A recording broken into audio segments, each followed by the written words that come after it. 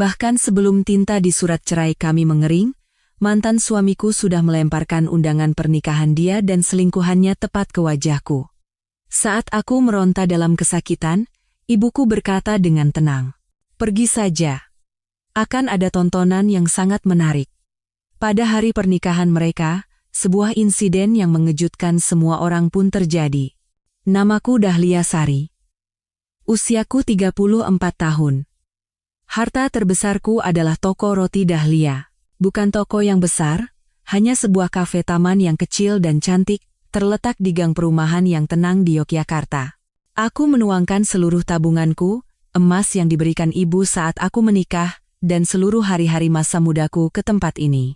Setiap batu bata di taman kupilih dengan tanganku sendiri, setiap pot anggrek bulan ku tanam sendiri. Di bawah rambatan bunga kertas, pot-pot anggrek vanda menggantung indah. Setiap fajar menyingsing, akulah orang pertama yang membuka pintu, menghirup aroma tanah basah, harum kopi yang baru diseduh, dan wangi roti yang gurih. Aku mencintai aroma tepung, mentega, dan vanila. Itulah hidupku.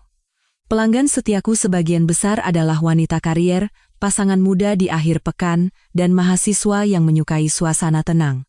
Mereka bilang, mereka datang bukan hanya karena rotinya enak, tapi juga karena tempat ini adalah ruang penyembuhan yang kurawat dengan sepenuh hati. Mereka melihatku selalu tersenyum dan bekerja keras di dapur. Namun mereka tidak tahu, semakin cerah senyumku, semakin dingin hatiku membeku. Nama suamiku Bima Aditya. Mas Bima adalah pria yang bisa membuat wanita manapun menoleh.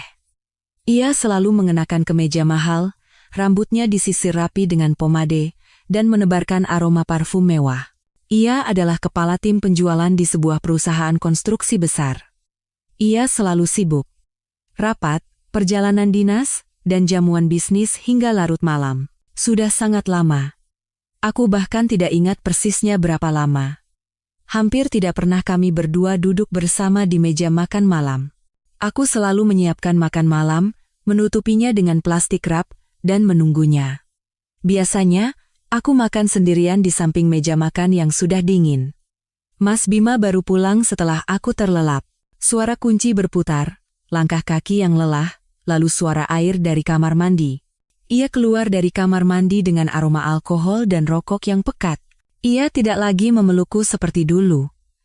Ia hanya berbaring diam di sisiku, memunggungiku, dan tak lama kemudian terdengar napasnya yang teratur.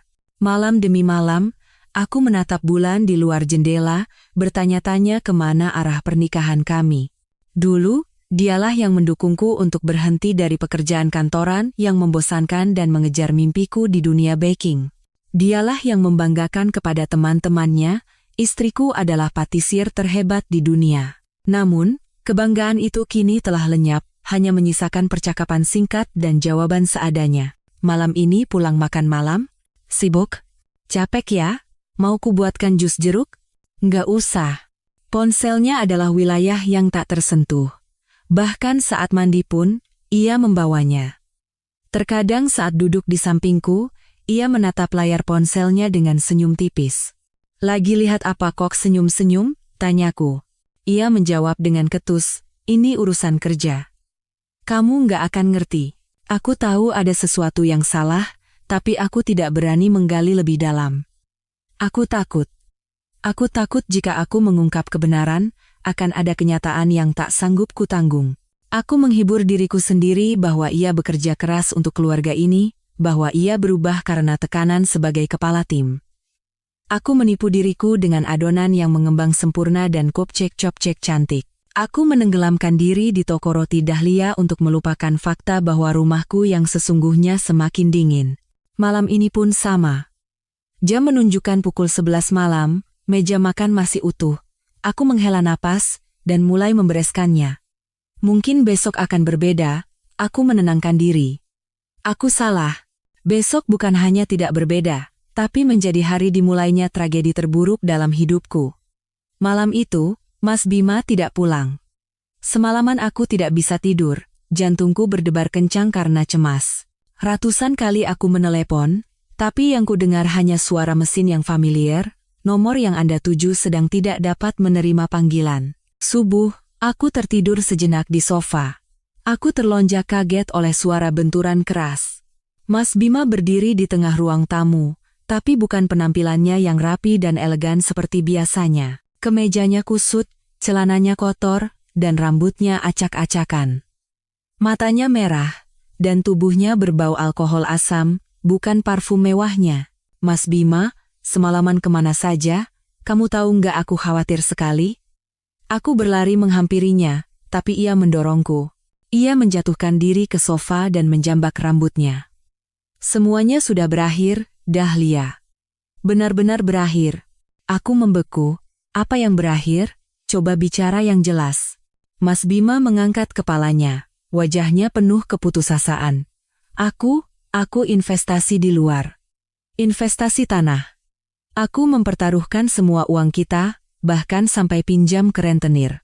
Tapi orang itu kabur bawa uangnya. Sekarang rentenir itu mencariku. Mereka mengancam, kalau hari ini uangnya tidak kembali, mereka tidak akan tinggal diam. Ia tidak bisa melanjutkan kata-katanya, tapi ketakutan di matanya begitu nyata.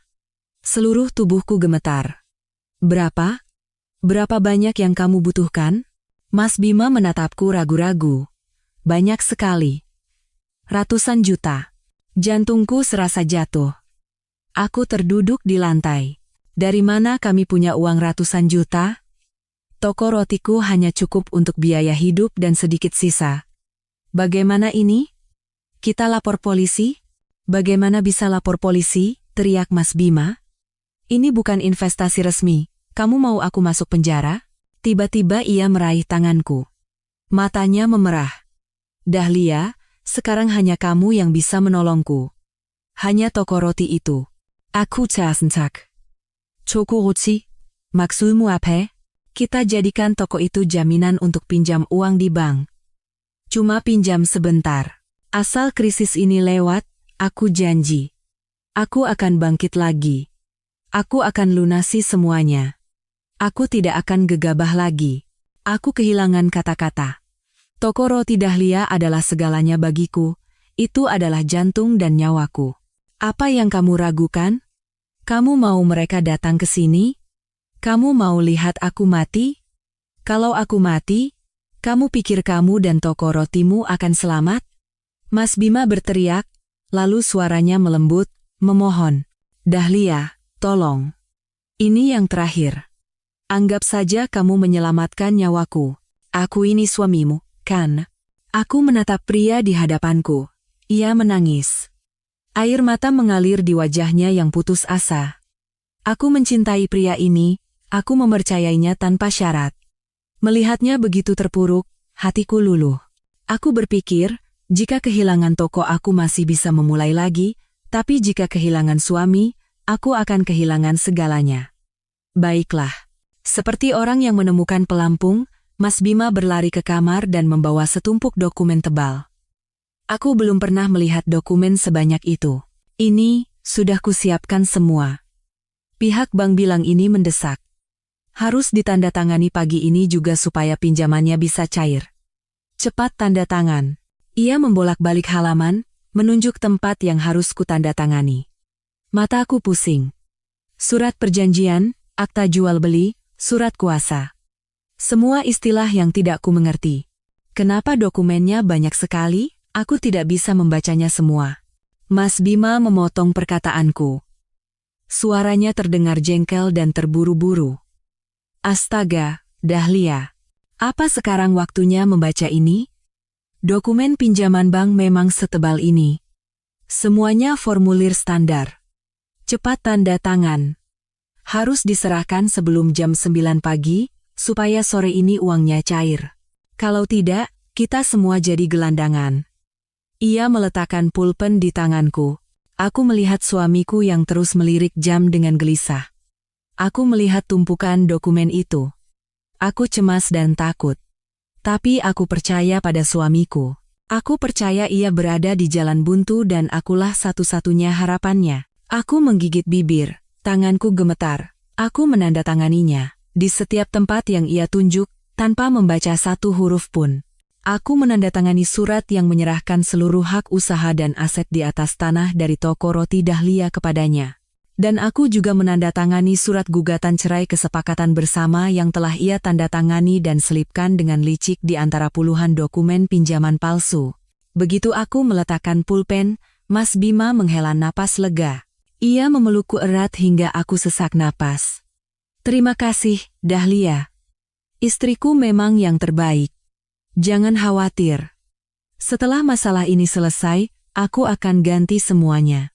Ia mencium keningku dengan cepat, menyambar tumpukan dokumen itu, dan lari keluar pintu. Terdengar suara motor dinyalakan dengan berisik, lalu menghilang.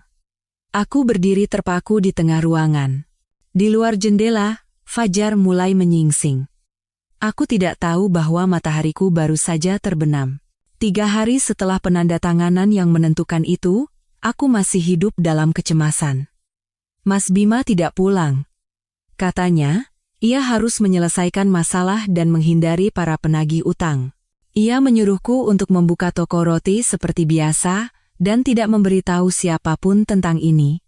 Aku menuruti kata-katanya. Aku tetap memanggang roti dan membuat kopi, tapi hatiku terasa terbakar. Setiap kali mendengar suara motor di gang, aku terkejut. Pada hari keempat, orang yang kutunggu tidak muncul. Sebaliknya, seorang kurir dari pengadilan yang datang. Kurir itu menyerahkan surat dan meminta tanda tangan terima.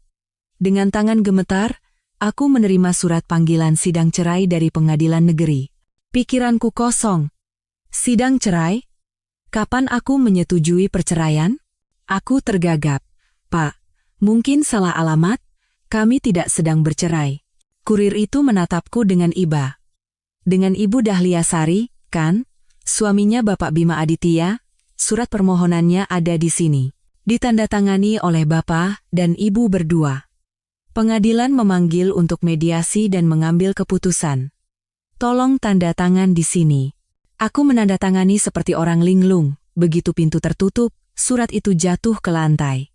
Aku menatap tajam tulisan tebal perceraian. Aku berlari ke kamar, menggeledah laci Mas Bima. Kosong. Semuanya telah ia bawa. Aku menelepon Mas Bima. Kali ini tersambung. Ia mengangkatnya. Suaranya tidak lagi terdengar putus asa atau takut. Dingin dan bahkan terasa tenang. Halo. Aku berteriak ke telepon. Air mataku tumpah. Mas Bima, jelaskan surat dari pengadilan ini. Apa maksudnya gugatan cerai? Kamu menipuku, kan? Benar, kan? Hening sejenak di seberang sana. Lalu, Mas Bima tertawa. Tawa mengejek yang belum pernah kudengar sebelumnya. Kamu sendiri yang tanda tangan. Karena kamu setuju, makanya pengadilan memanggil, kan? Siapa yang mau disalahkan? Salahkan dirimu sendiri yang bodoh. Kamu bilang itu dokumen pinjaman bank. Kamu bilang kamu bangkrut. Apapun yang kukatakan, kamu percaya. Dasar perempuan naif yang hanya tahu soal roti. Baiklah, akan kuberitahu. Aku tidak bangkrut. Aku hanya butuh toko itu dan aku butuh bercerai darimu. Aku sudah punya wanita lain. Telingaku berdengung. Segalanya di sekitarku runtuh. Wanita lain? Kenapa kamu melakukan ini padaku? Kenapa? Karena kamu membosankan. Kamu setiap hari hanya bicara soal tepung dan roti. Lihat dirimu. Seluruh badanmu bau mentega. Tapi dia muda, cantik, dan bisa membantuku sukses. Kamu punya apa? Cynthia. Pasti Cynthia Larasati, kan? Anak baru di kantormu. Aku teringat saat-saat ia tersenyum melihat ponselnya. Aku teringat aroma parfum asing di bajunya. Ternyata kamu tidak sebodoh itu. Benar, Cynthia.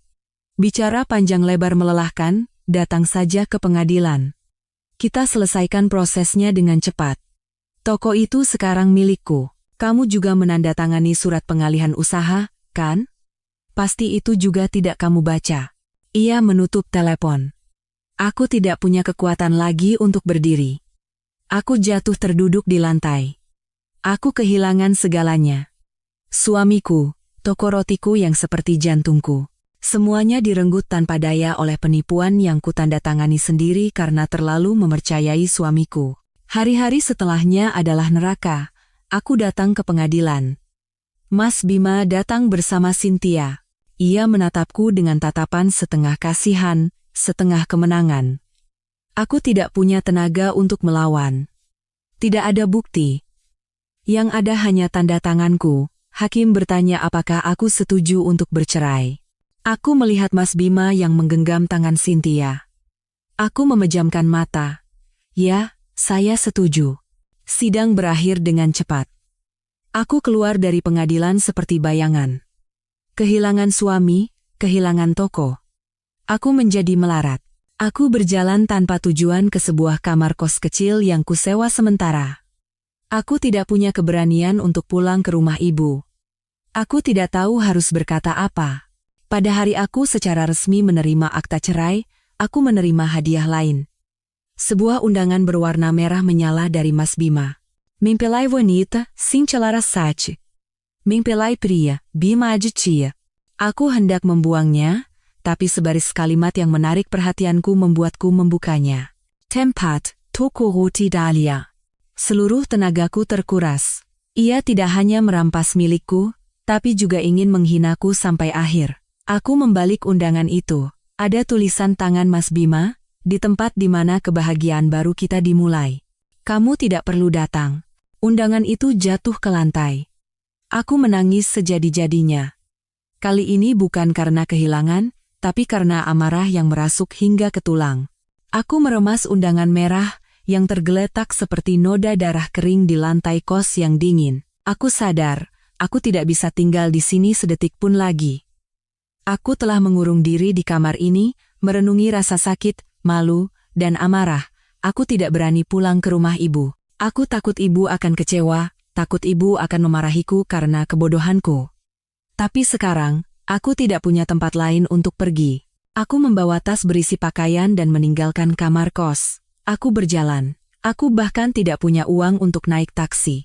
Seperti orang linglung, aku terus berjalan. Melewati jalanan, menuju sebuah rumah sederhana tempat ibuku, Retno Wulandari, tinggal. Ibu adalah seorang pensiunan guru tata boga. Seumur hidupnya, ia hidup bersama kapur, papan tulis, resep masakan, dan loyang kue. Ayahku meninggal lebih dulu, dan ibu membesarkanku seorang diri dengan gaji guru dan hasil menjual kue kering lebaran. Dalam ingatanku, ibu adalah sosok yang lembut, sederhana, dan selalu tenang. Saat berdiri di depan pintu rumahnya, aku merasa akan pingsan. Aku menarik napas dalam-dalam, dan dengan tangan gemetar, aku mengetuk pintu. Pintu terbuka, ibu sedang menyiram tanaman. Ibu melihatku, melihat tas di tanganku, dan melihat wajahku yang bengkak dan pucat karena menangis.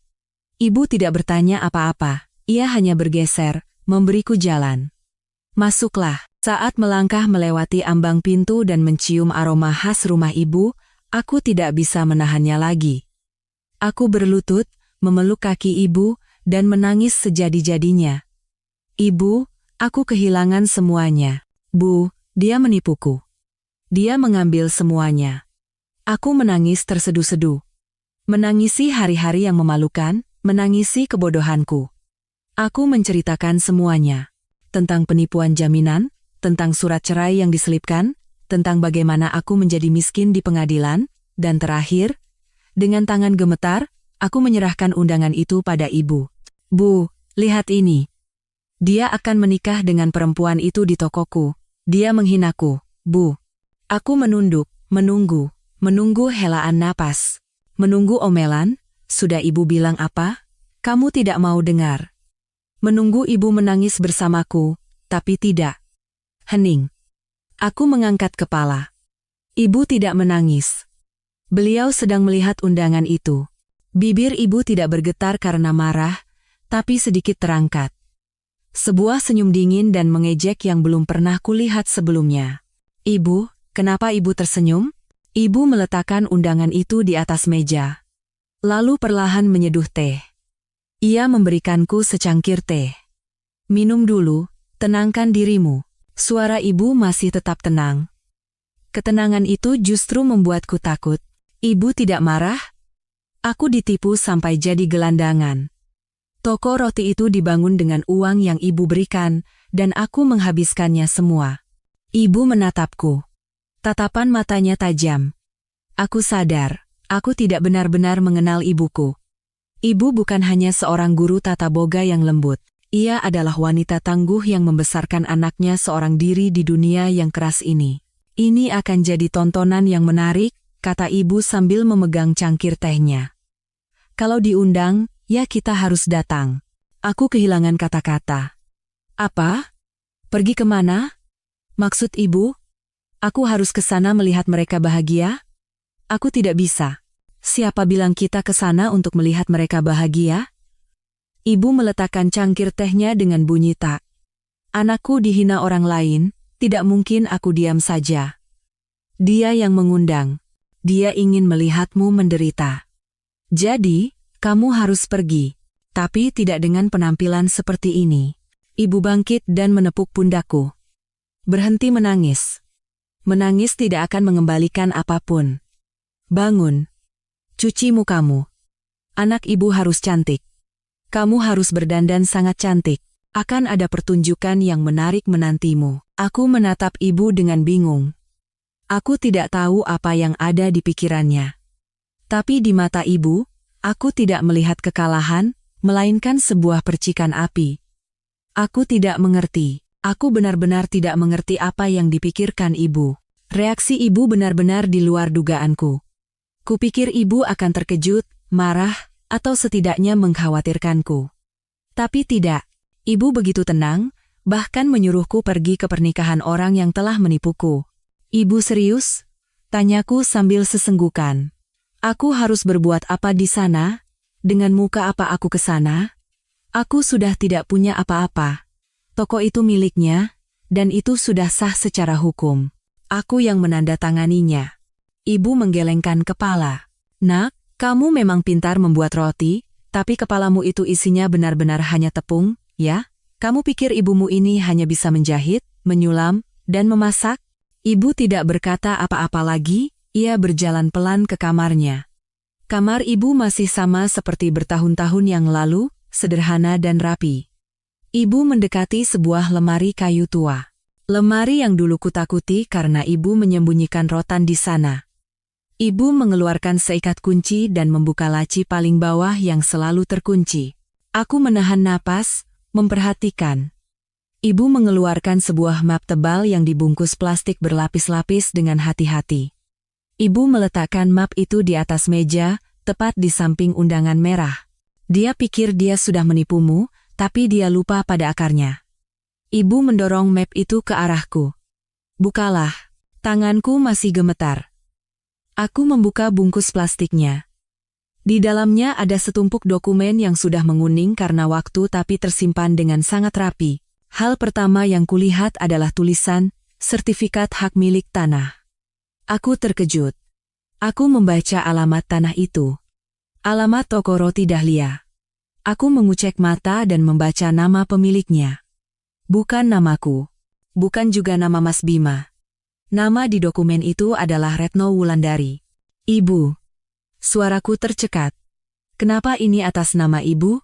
Ibu tersenyum tipis, karena itu milik ibu. Tanah itu warisan dari nenekmu untuk ibu. Ibu tidak pernah sekalipun membaliknamakannya padamu. Pikiranku menjadi kacau.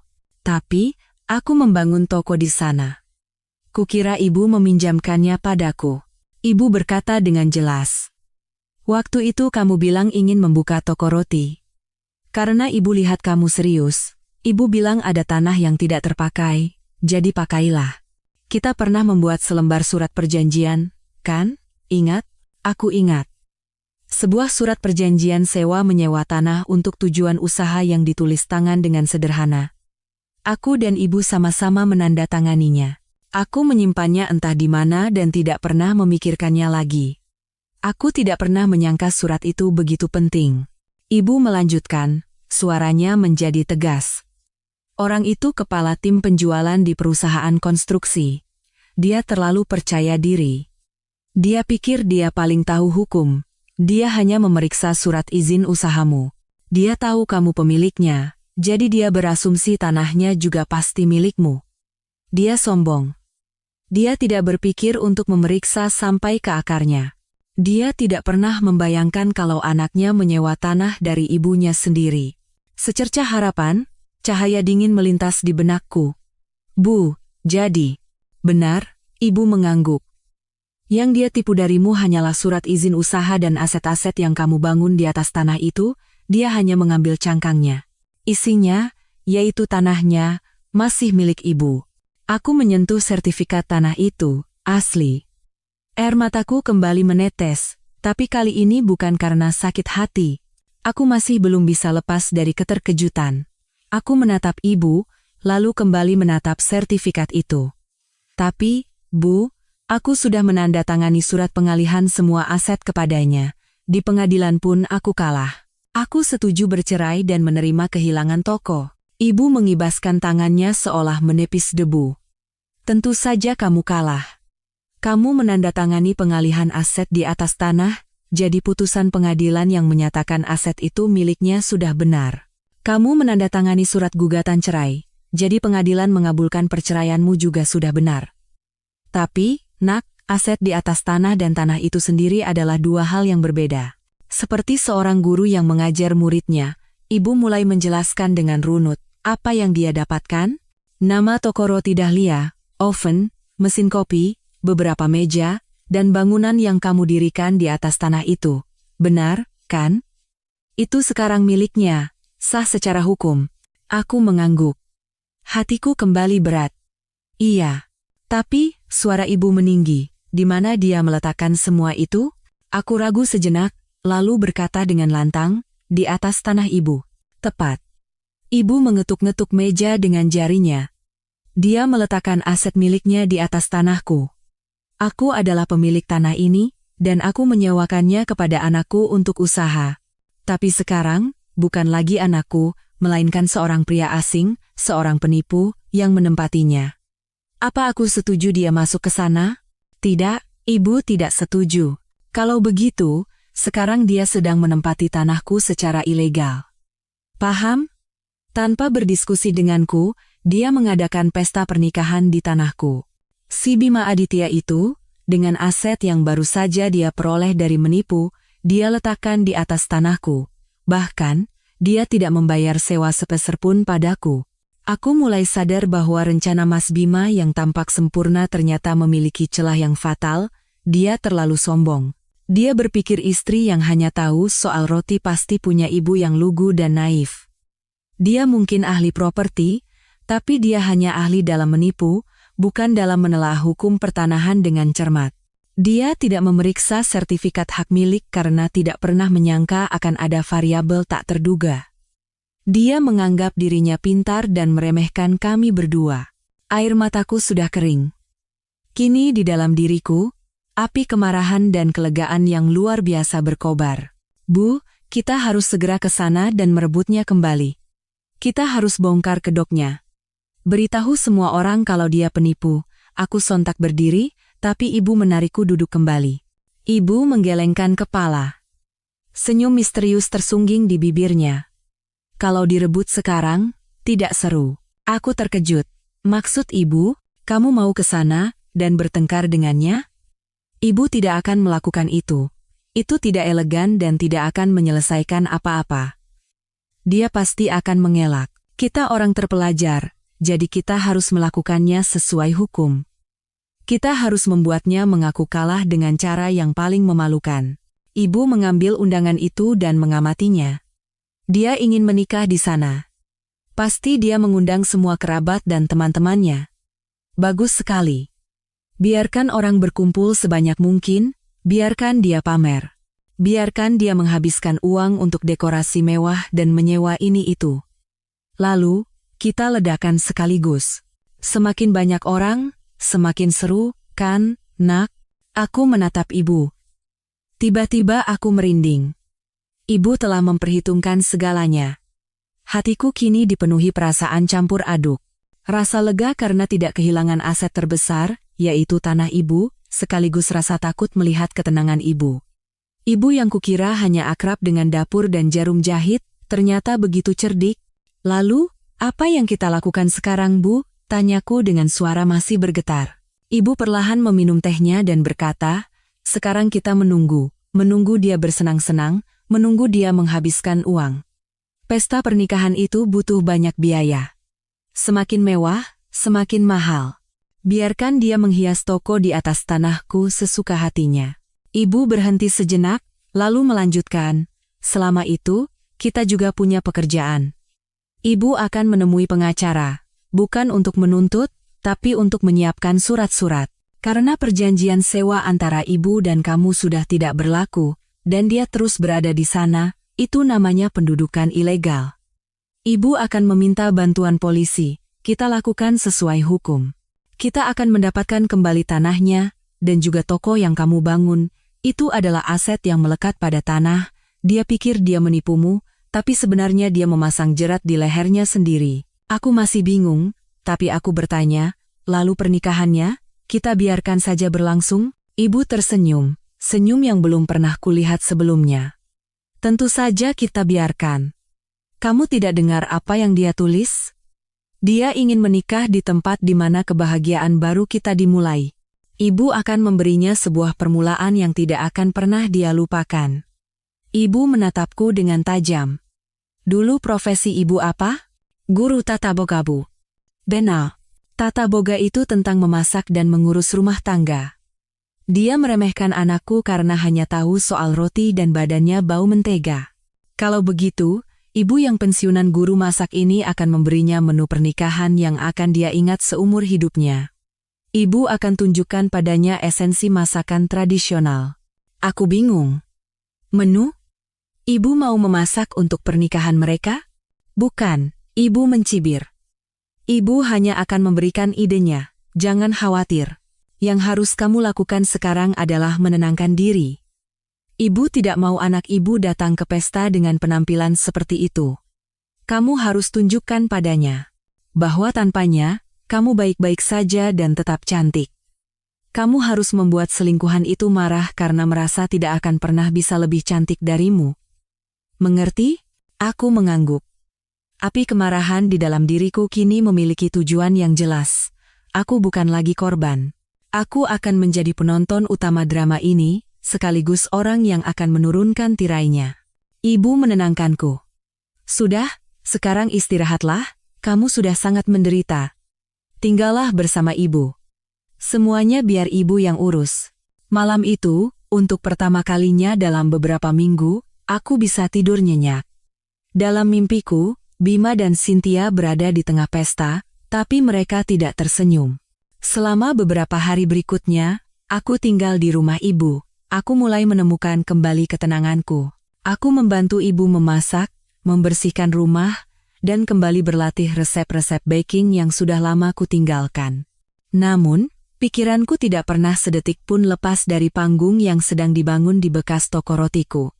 Seperti dugaan ibu, Bima dan Cynthia sedang menikmati kemenangan mereka dengan sangat pamer. Di zaman sekarang, apa yang bisa disembunyikan dari media sosial? Cynthia, si selingkuhan tak tahu malu itu, mengunggah perkembangan situasinya hampir setiap menit.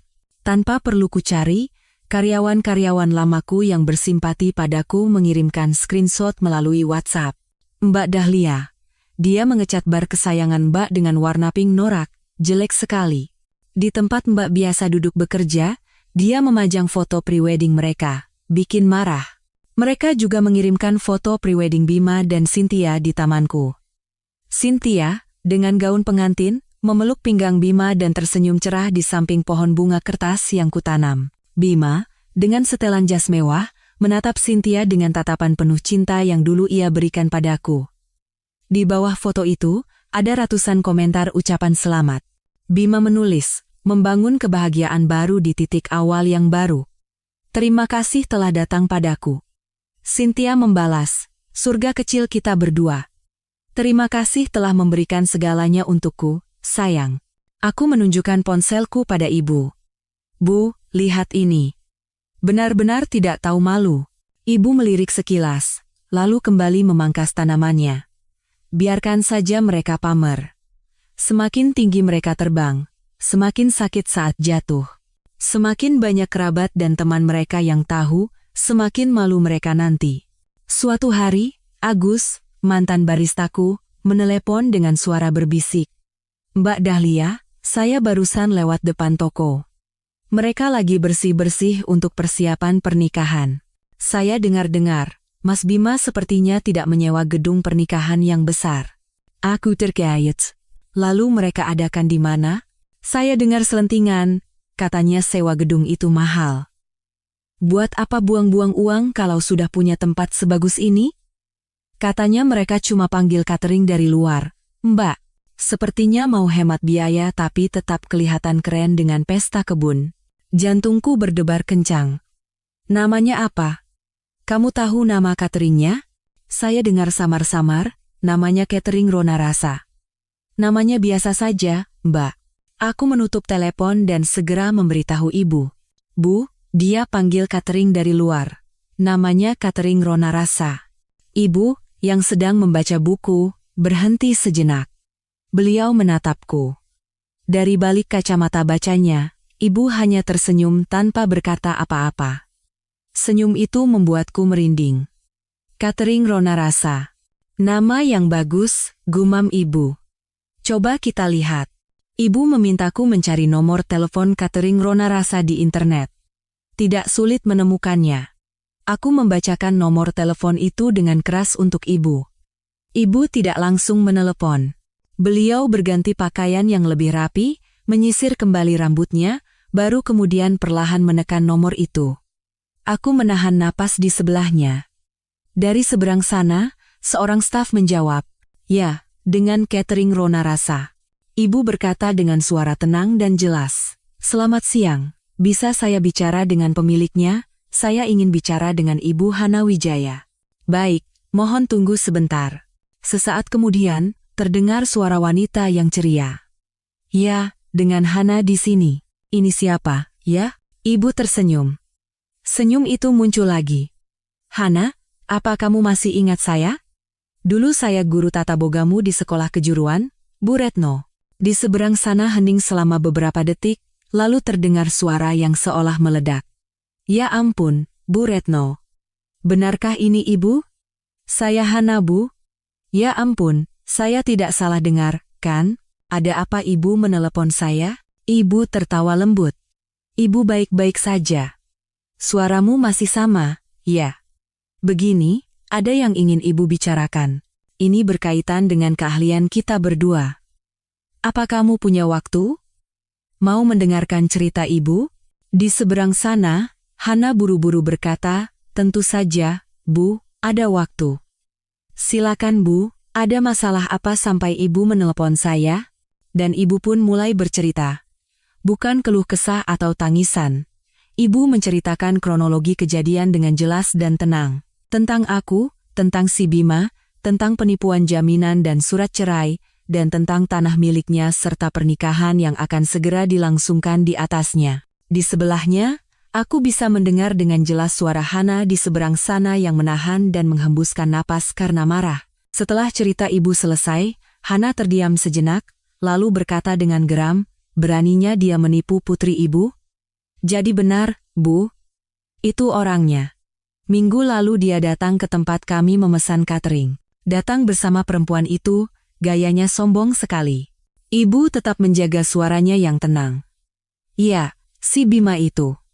Katanya mau mengadakan pernikahan di toko yang dulu dikelola anakku, Dahlia. Dia menipu anakku. Dahliaku memang naif." Hana dengan cepat berkata, "Bukan, Bu, Mbak Dahlia itu baik, bukan naif. Laki-laki itu yang penipu. Bu, sekarang apa yang harus saya lakukan? Perlu saya kirim orang untuk memberinya pelajaran?" "Jangan, jangan." Ibu cepat-cepat menghentikannya. "Jangan membuat keributan.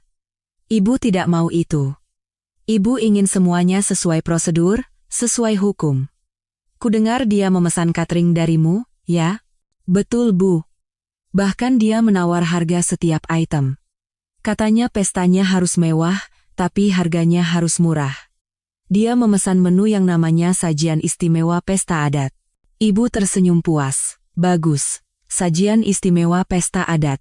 Sangat bagus. Kalau begitu, bisakah kamu membantuku sedikit? Buatlah pesta itu benar-benar adat, tradisi dari daerah kita. Makanan yang biasa dinikmati bapak-bapak saat berkumpul. Hana terdiam sejenak, lalu tertawa terbahak-bahak. Baik, Bu. Saya mengerti maksud Ibu. Jangan khawatir. Akan saya berikan pesta paling tradisional di Indonesia yang tidak akan pernah dia lupakan seumur hidupnya. Ibu mengangguk. Ya, lakukan itu. Pastikan tertulis dengan jelas di kontrak dan minta tanda tangannya. Urusan lain biar Ibu yang tangani. Terima kasih, Hana. Nanti kalau ada waktu, mainlah ke rumah. Ibu buatkan masakan enak. Ibu menutup telepon dan menoleh padaku. Satu masalah selesai. Aku tergagap. Bu, barusan Ibu minta Mbak Hana membuatkan masakan apa? Ibu menyesap tehnya. Hidangan istimewa tradisional. Aku masih tidak percaya. Aku mondar-mandir di dalam rumah. Bu, bagaimana kalau dia tidak mau tanda tangan? Bagaimana kalau dia membaca menunya dengan teliti? Dia kan bukan orang bodoh. Ibu dengan tenang membalik halaman bukunya. Jangan khawatir. Orang seperti dia, semakin besar gengsinya, semakin ceroboh. Dia sekarang sedang mabuk kemenangan, jadi tidak akan memperhatikan detail. Yang dia butuhkan hanya alasan pesta kebun yang keren dan harga yang murah. Dia sibuk pamer di depan si Cynthia itu, jadi lampiran kontrak tidak akan dia baca dengan benar. Perkataan ibu tidak salah. 2 hari kemudian, Hana menelepon ibu lagi. Kali ini panggilan video, agar kami berdua bisa melihat. Dia tersenyum cerah. Bu, sudah beres. Ibu mengangguk. Jangan membuat keributan. Ibu tidak mau itu. Ibu ingin semuanya sesuai prosedur, sesuai hukum. Kudengar dia memesan catering darimu, ya? Betul, Bu. Bahkan dia menawar harga setiap item. Katanya pestanya harus mewah, tapi harganya harus murah. Dia memesan menu yang namanya sajian istimewa pesta adat.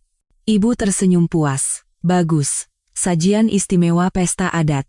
Sangat bagus. Kalau begitu, bisakah kamu membantuku sedikit? Buatlah pesta itu benar-benar adat, tradisi dari daerah kita. Hana melanjutkan, saya berikan kontraknya sambil berkata, Mas Bima, tolong diperiksa dengan teliti kontrak dan menunya, ya. Di situ sudah saya tulis detail hidangan istimewa yang masuk dalam paket sajian istimewa pesta adat kami. Lalu tahu apa yang dia lakukan? Tanyaku tak sabar. Dia mengibaskan tangannya, Hana tertawa. Dia bilang begini, aduh, saya lagi pusing, Mbak Hana, saya percaya Mbak Hana pasti siapkan yang terbaik. Di sini saja saya tanda tangan. Saya suka nama sajian istimewa pesta adat itu. Makanan barat yang aneh-aneh itu tidak bikin kenyang, cuma mahal saja. Sambil berkata begitu, dia langsung tanda tangan. Perempuan itu sibuk selfie di depan dekorasi bunga, tidak melihat sama sekali. Bagus. Ibu mengangguk dengan ekspresi sangat puas. Bu. Hana merendahkan suaranya.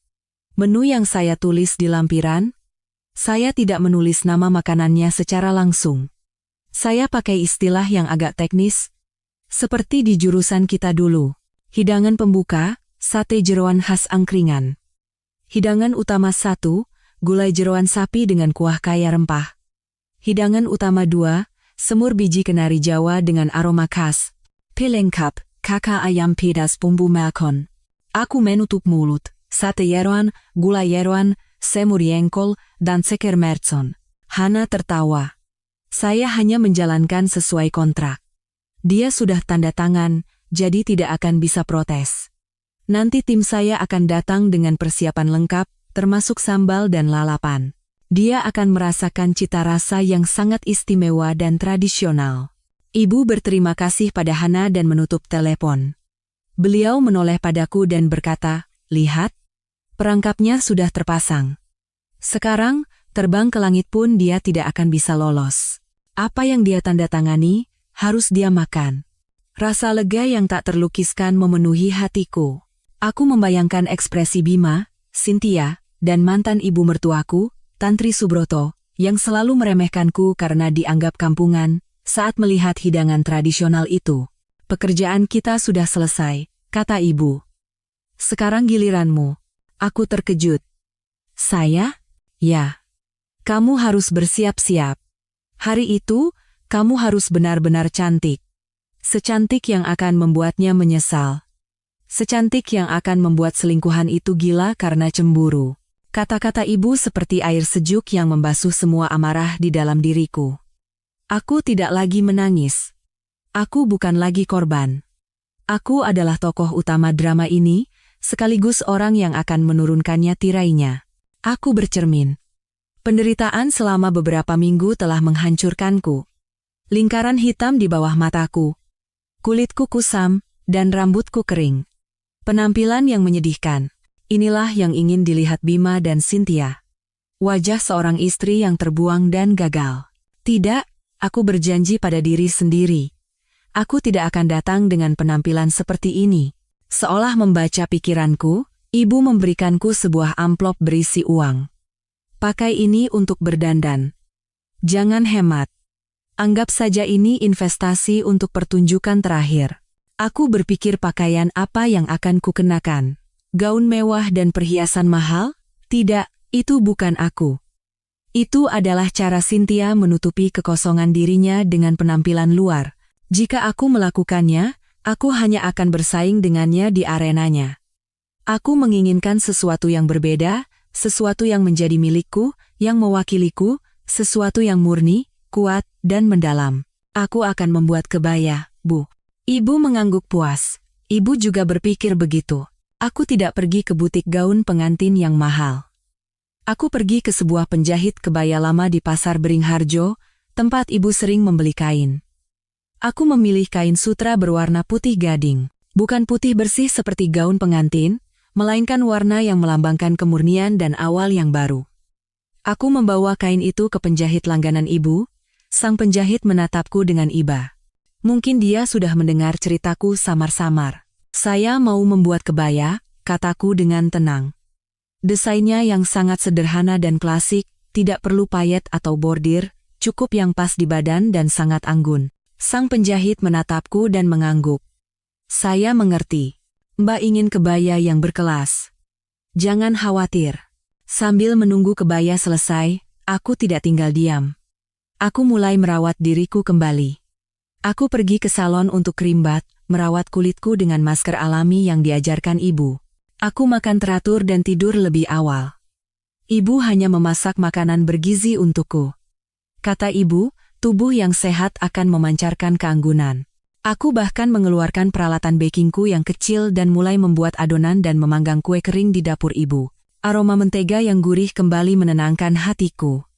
Bima bilang aku membosankan karena bau mentega, tapi dia tidak tahu bahwa aroma ini adalah gairahku, profesiku, dan penyelamat. Aku tidak akan pernah melepaskannya. Pada hari kebaya itu selesai, aku mencobanya. Lebih indah dari yang kubayangkan. Kain sutra yang lembut membalut tubuhku, pas tanpa celah. Meskipun hanya kebaya putih gading polos tanpa hiasan, ia memancarkan keanggunan yang tenang.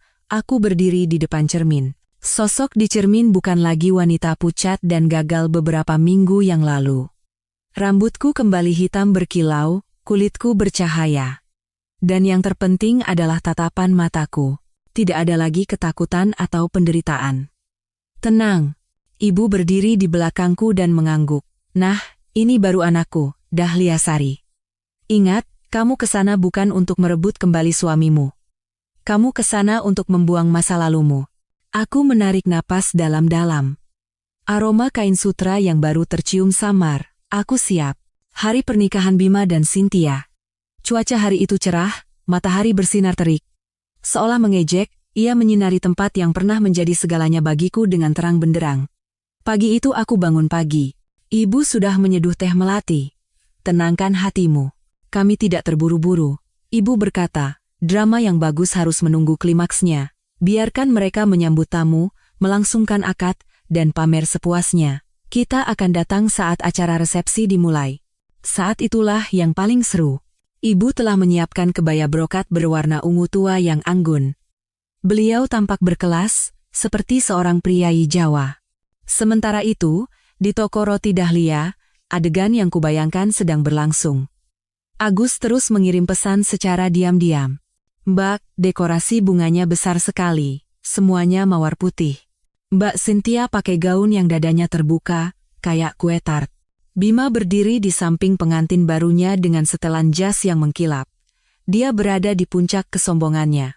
Menipu istri, merebut toko, dan menikahi selingkuhan yang muda dan cantik. Dia adalah kepala tim penjualan yang sukses, dan ini adalah pialanya. Para tamu mulai berdatangan. Rekan kerja Bima, teman-teman Cynthia, dan tentu saja, mantan ibu mertuaku, Tantri Subroto. Hari ini ia mengenakan kebaya modern berwarna merah menyala yang penuh dengan payet dan bordir, bibirnya dipoles lipstik tebal, dan tangannya penuh perhiasan emas. Ia berkeliling meja, membanggakan diri pada teman-temannya. Aku ini benar-benar bersyukur 7 turunan bisa lepas dari menantu yang dulu itu. Tahu kan, si Dahlia. Seharian bau roti, tidak punya pergaulan, bikin malu nama Bima saja. Salah satu temannya berkata, tapi toko ini kan dulu miliknya? Tantri mencibir. Miliknya apaan? Itu milik anakku, Bima. Dia saja yang bodoh tidak bisa menjaganya. Sejak Cynthia datang, keluarga kami jadi lebih hidup. Bima berhasil merebutnya kembali. Lihat kan? Menantu itu harus seperti Cynthia. Muda, cantik, aktif. Bisa bantu suami sukses karena pekerjaannya sama. Mana bisa dibandingkan dengan tukang masak di dapur. Kerabat Bima mengangguk setuju. Di atas panggung, Bima dan Cynthia sedang melangsungkan prosesi. MC-nya adalah teman Bima. Ia berteriak dengan lantang, berikan tepuk tangan yang meriah untuk pasangan Bima Aditya dan Cynthia Larasati. Keduanya telah melewati berbagai rintangan untuk bisa bersama. Dan hari ini, Mas Bima memutuskan untuk merayakan hari besarnya di surga kecil, yang ia bangun dengan susah payah ini. Bima mengambil mikrofon.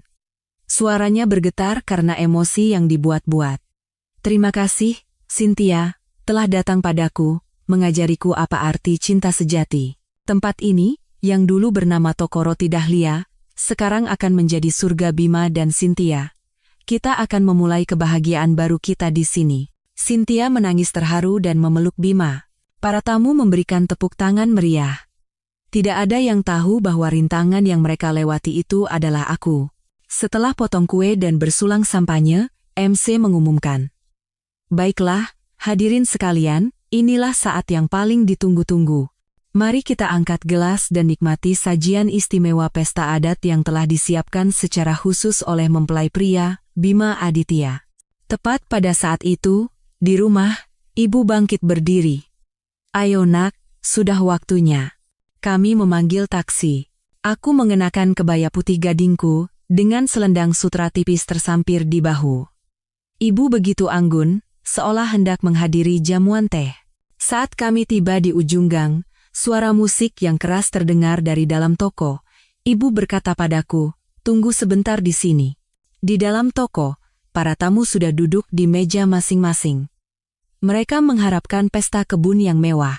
Cynthia telah memamerkan di media sosial bahwa resepsi pernikahannya akan bergaya barat yang canggih, dengan makanan buffet atau setidaknya hidangan fine dining. Para staf dari catering Rona Rasa, dengan seragam rapi, mulai bergerak. Makanan disajikan pertama kali di meja VIP, tempat Bima, Cynthia, Tantri, dan orang tua Cynthia duduk. Seorang pramusaji meletakkan piring porselen putih dengan rapi di depan setiap orang. Tantri, yang sedang berceloteh, pesta kebun di cuaca begini memang paling top, berhenti bicara dan menatap piringnya. Ini apa? Sate? Hidangan pembuka yang unik. Ayah Cynthia juga bingung. Bentuknya kok familiar ya? Bima, yang sibuk bersulang dengan rekan-rekannya, menoleh dan terkejut. Hanya beberapa paman Bima yang gemar minum-minum yang mulai mengenalinya. Seorang paman berseru, wah, sate usus, ati ampela ini. Pesta pernikahan zaman sekarang keren juga ya, hidangan pembukanya langsung sate jeroan. Kata sate jeroan meledak seperti bom di tengah suasana canggih yang telah dibangun Cynthia dengan susah payah. Senyum cerah Cynthia membeku di wajahnya.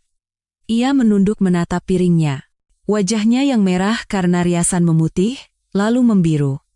Tumbuh besar di kota, mungkin seumur hidupnya ia belum pernah melihat makanan seperti itu. Ini apa? Cynthia tergagap.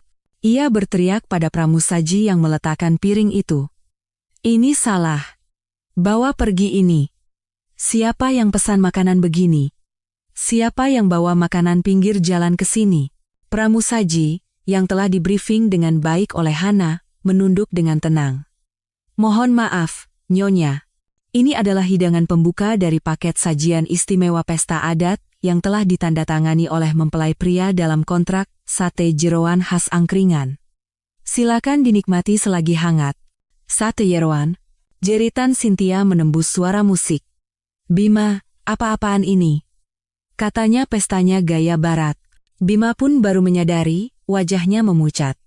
Ia mulai sadar ada sesuatu yang salah. Ia menggeram, mana Bu Hana, panggil dia ke sini sekarang. Tapi sudah terlambat. Puluhan pramusaji serentak menyajikan hidangan pembuka ini ke semua meja.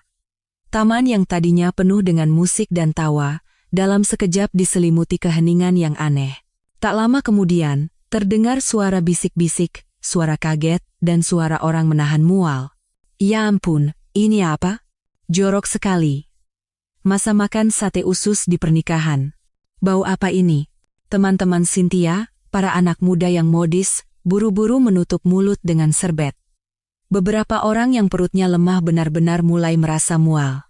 Suasana canggih itu hancur berkeping-keping.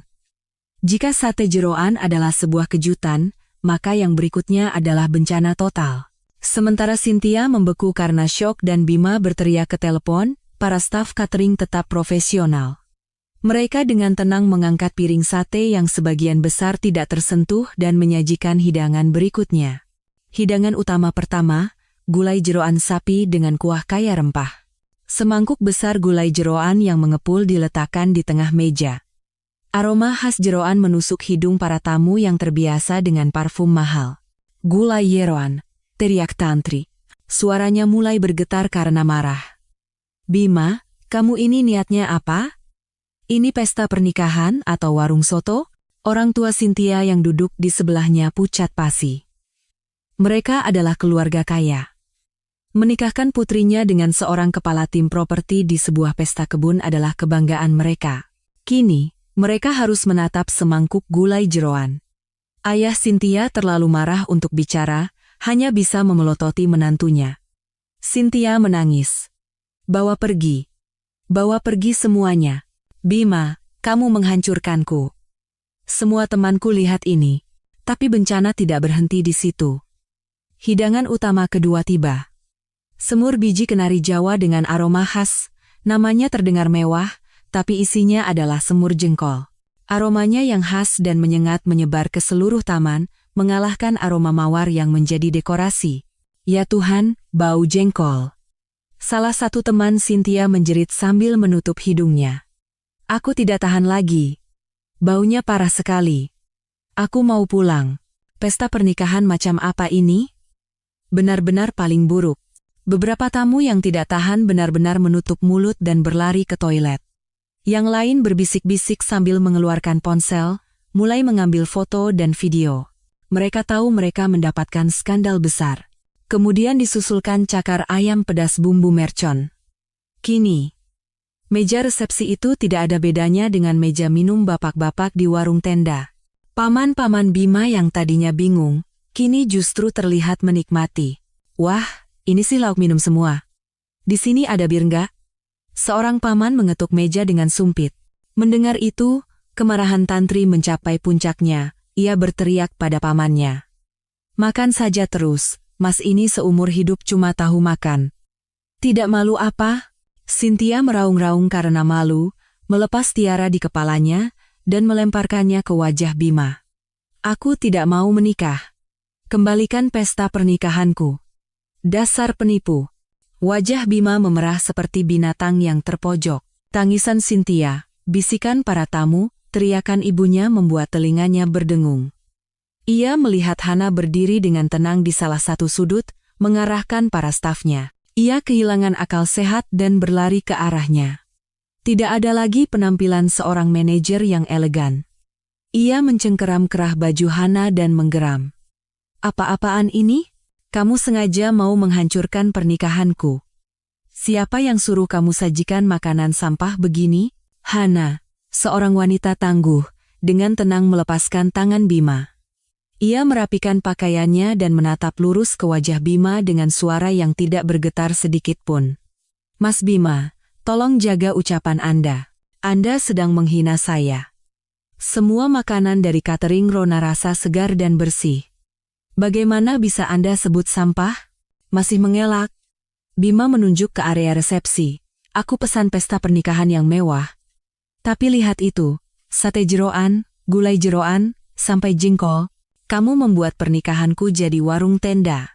Hana tersenyum tenang namun menantang. Mas Bima, silakan periksa kembali kontraknya. Setahu saya, Anda menandatangani dengan jelas menu sajian istimewa pesta adat. Tradisional? Ini tradisional katamu? Lalu apa? Hana mengeluarkan salinan kontrak dari map yang selalu dibawanya. Ini tanda tangan Mas Bima, kan? Coba lihat lampirannya dengan teliti. Apa Anda tidak ingat apa yang Anda katakan waktu itu? Hana meninggikan suaranya agar terdengar oleh meja-meja di sekitarnya. Mas Bima sendiri yang bilang, saya lagi pusing, percaya sama Mbak Hana saja, makanan barat itu tidak bikin kenyang, mahal saja. Anda bilang Anda percaya dengan nama sajian istimewa pesta adat, kan? Ia menyodorkan lampiran itu ke depan wajah Bima. Ini, silakan baca. Hidangan pembuka, sate jeroan khas angkringan. Hidangan utama, gulai jeroan sapi, semur biji kenari Jawa. Apa ada makanan yang saya sajikan tidak sesuai kontrak? Bima membeku melihat kontrak itu. Ia ingat.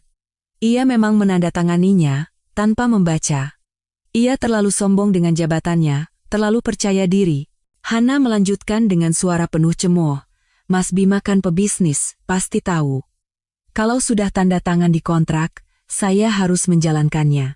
Inilah hidangan paling tradisional dan istimewa dari catering kami. Lihat, jengkolnya kualitas super, jeroannya juga daging sapi pilihan, semuanya bahan bagus. Anda tidak akan bisa menuduh saya menipu. Bima kehilangan kata-kata. Ia tidak bisa membantah. Ia gemetar karena marah dan malu. Ia telah dipermainkan oleh seorang pemilik catering rumahan. Ia menggeram, ini disengaja. Akan kutuntut kau. Silakan, jawab Hana tanpa rasa takut. Tuntut saja. Tapi biaya pesta hari ini harus Anda lunasi semua. Sudah tertulis di kontrak. Pembayaran lunas segera setelah acara selesai. Kalau Anda tidak bayar, justru saya yang akan menuntut Anda. Bima mundur selangkah. Ia tidak menyangka wanita yang terlihat biasa ini bisa begitu tajam. Ia melihat sekeliling mencari bantuan, tapi yang ia dapatkan hanya tatapan penasaran dan cemooh. Ia kalah. Kalah dengan sangat memalukan. Saat semua kekacauan mencapai puncaknya, saat Bima kehilangan kata-kata di depan Hana, saat Cynthia meraung-raung, saat Tantri memaki-maki kerabatnya, dan saat bau gulai jeroan serta semur jengkol mencapai puncaknya, ibuku menggenggam tanganku. Ayo masuk, nak. Musik yang tadinya berisik entah kapan sudah mati. Ruangan itu kini dipenuhi suara pertengkaran dan bisik-bisik yang kacau. Mungkin karena itu, meskipun kami muncul dengan sangat tenang, penampilan kami berdua langsung menarik perhatian semua orang. Aku melangkah masuk ke taman. Tempat yang pernah menjadi segalanya bagiku. Rambatan bunga kertas, jalan setapak dari batu bata yang kupilih, semuanya masih di sana. Tapi semuanya tertutup oleh pemandangan yang kotor dan kacau. Aku berjalan. Ujung kain kebaya putih gadingku menyapu batu bata. Aku menegakkan punggung, mengangkat kepala. Aku tidak melihat Bima ataupun Cynthia. Dengan senyum tenang, aku berjalan lurus ke depan. Keheningan yang tiba-tiba menyelimuti lokasi pernikahan. Semua orang menoleh padaku. Mereka melihat seorang wanita dengan kebaya putih gading yang anggun dan berkelas, sangat kontras dengan pengantin wanita bergaun mewah yang berlepotan air mata. Mereka melihat ibuku, dengan kebaya brokat ungu tuanya, berjalan dengan anggun di sisiku, memancarkan wibawa seorang bangsawan. Siapa itu? Tanya seorang tamu yang tidak mengenalku. Mantan istrinya. Mantan istri Bima, bisik yang lain. Ya ampun. Dahlia, kenapa dia ke sini? Bima mendengar bisikan itu dan berbalik. Saat melihatku, Amarah di matanya berkobar hebat. Dia telah menemukan target untuk melampiaskan kemarahannya. Dia mengerti segalanya. Tantri juga melihatku. Dia seperti ayam betina yang bulunya berdiri. Malu karena urusan makanan, ia mulai menunjuk-nunjuk wajahku.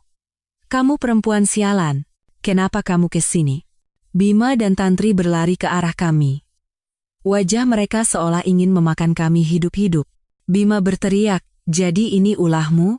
Beraninya kamu menghancurkan pernikahanku. Tantri berlari seolah ingin menjambak rambutku. Dasar perempuan penggoda. Sudah dibuang suami masih berani datang. Kau dan ibumu ini berkomplot mau menghancurkan anakku, kan? Pergi kau, perempuan mandul. Aku tidak mundur selangkah pun. Aku berdiri diam. Aku menatap lurus pada pria yang pernah kucintai, yang kini wajahnya memerah dengan urat leher menonjol. Aku berkata dengan tenang, aku datang untuk mengambil barangku. Bima tertawa sinis. Barangmu? Di sini tidak ada barangmu. Toko ini milikku. Aku punya surat-suratnya. Cepat pergi. Ia mengayunkan tangannya hendak menamparku. Tangan Bima melayang dengan ganas ke arah pipiku. Aku refleks memejamkan mata, tapi tamparan itu tidak mendarat. Sebuah tangan yang ramping namun kokoh menangkap pergelangan tangan Bima di udara. Itu tangan ibu. Ibu entah kapan sudah berdiri di depanku. Dengan kebaya brokatnya, ibu tetap terlihat anggun, tapi tatapan matanya dari balik kacamata setajam pisau. Bima Aditya, suara ibu tidak keras, tapi di tengah keheningan yang aneh itu terdengar jelas seperti baja, siapa yang mau kau pukul? Bima membeku. Dia tidak menyangka ibu akan turun tangan. Ia mencoba menarik pergelangan tangannya, tapi cengkeraman ibu sangat kuat. Tante, jadi tante juga ikut campur? Kalian berdua memang berkomplot. Ibu menghempaskan tangannya dengan keras. Bima terhuyung mundur. Saya tidak datang untuk mendengar makianmu. Seperti kata anak saya, kami datang untuk mengambil barang kami. Barang tante? Bima berteriak kalap. Tante juga sama saja. Sama-sama kampungan. Di sini tidak ada barang kalian berdua. Toko ini milik saya.